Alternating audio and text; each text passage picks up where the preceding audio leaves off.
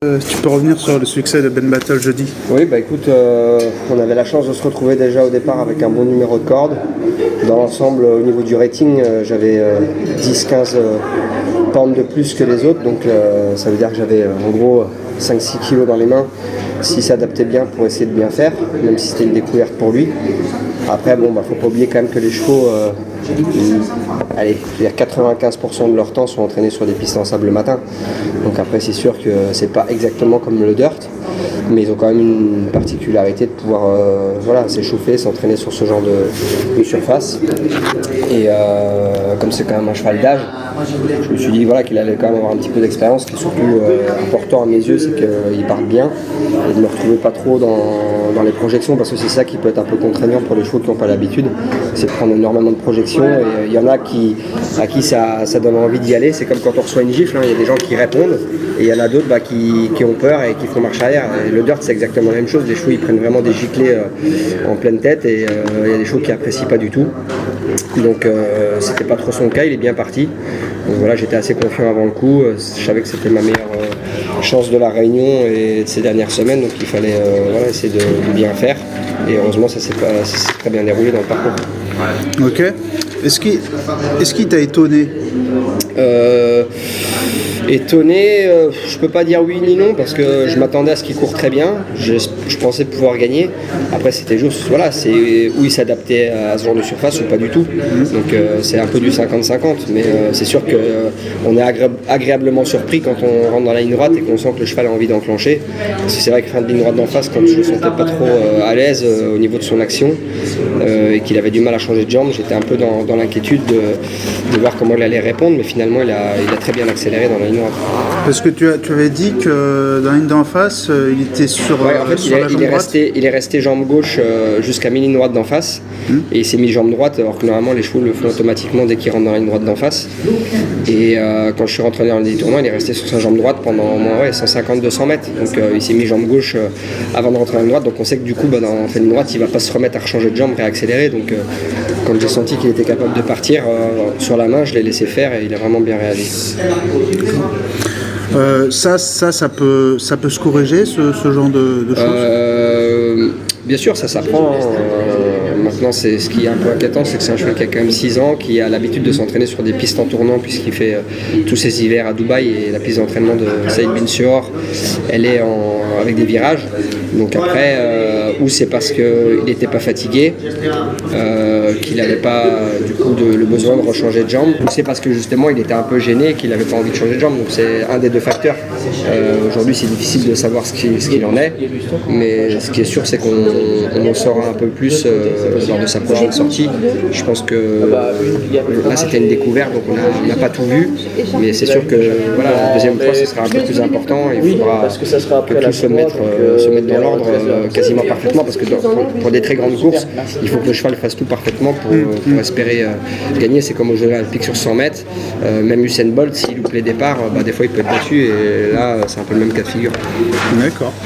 Tu connais mieux que personne en France ce qu'il faut, quel genre de cheval ce qu'il faut pour gagner du Bar World Cup, parce qu'avec Thunder Snow tu l'as fait 2 fois. Du coup, est-ce que tu as tu vois des différences et des ressemblances entre Thunder Snow et Ben Battle? Ils sont complètement différents. Thunder Snow, c'était un cheval avec énormément de souplesse, assez léger dans son physique. Ben Battle, c'est un cheval plus costaud, qui a une action plutôt rasante, proche du sol et un peu raide.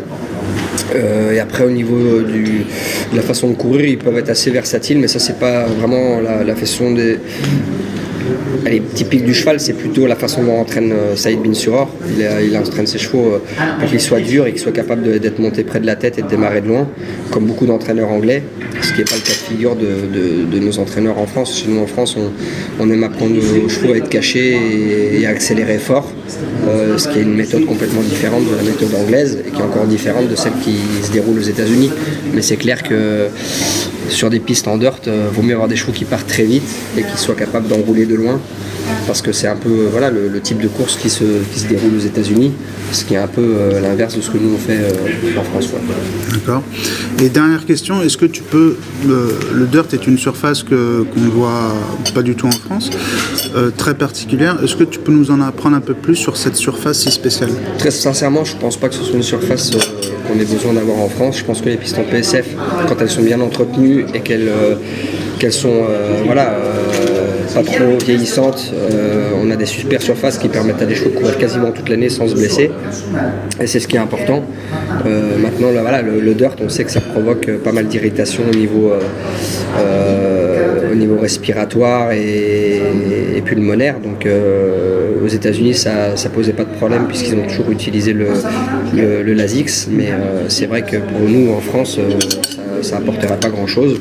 Après on a des hippopotames qui se courent sur le sable, mais c'est parce que, en tout cas moi personnellement en tant que jockey et homme de cheval, préfère les surfaces naturelles comme le gazon. Pour moi sont bien plus agréables et meilleures pour les chevaux, mais voilà, il faut savoir s'adapter.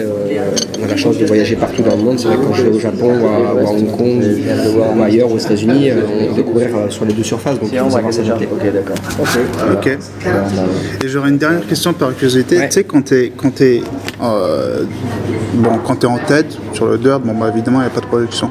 Mais quand tu es obligé de prendre un dos, est-ce qu'il y a une surface idéale à laquelle tu peux te coller pour recevoir le moins de projection? Alors sur le dirt, c'est surtout à quel endroit on se trouve par rapport au cheval de devant, parce que si on se retrouve à plus de 50 cm des postérieurs du cheval de devant, là on commence à en prendre au-dessus du poitrail, donc ça peut arriver aller au niveau de la face du cheval, et quand ça arrive au niveau du naseau et les yeux, c'est là où les chevaux peuvent détester ça. Alors, il y a beaucoup de chevaux américains qui ont l'habitude, et eux, ce qui est incroyable, c'est qu'ils arrivent à encaisser ça toute la course, et puis ils sont capables d'envoyer des courses au Kentucky Derby. Les chevaux ils sont complètement repeints, les jockeys ont changé 6 ou 7 paires de lunettes, ils voient plus rien, et les chevaux sont encore capables dans la ligne droite de venir traverser 5 chevaux et venir gagner, quoi. Et ça, je trouve ça absolument hallucinant, et très sincèrement, moi c'est un truc que je peux pas faire, quoi.